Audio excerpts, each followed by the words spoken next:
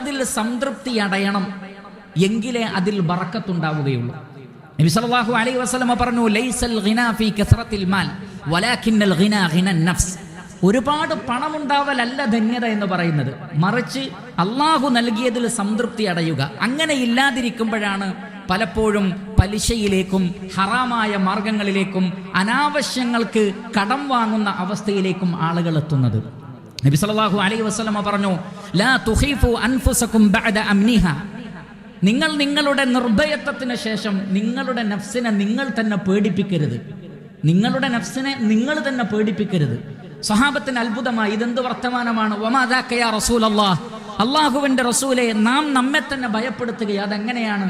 നബി സല്ലല്ലാഹു അലൈഹി വസല്ലം പറഞ്ഞു, അദ്ദൈൻ, അത് കടമാണ്. ഒരാൾ കടം വാങ്ങിക്കഴിഞ്ഞാൽ അയാളുടെ സമാധാനവും സ്വസ്ഥതയും നഷ്ടപ്പെടും. അത് വളരെ വലിയ ഒരു അപകടമാണ് സാമ്പത്തിക രംഗത്ത്. അതുകൊണ്ട് ശ്രദ്ധിക്കണമെന്ന് റസൂലുള്ളാഹി സ്വല്ലല്ലാഹു അലൈഹി വസല്ലം പഠിപ്പിച്ചിരിക്കുന്നു.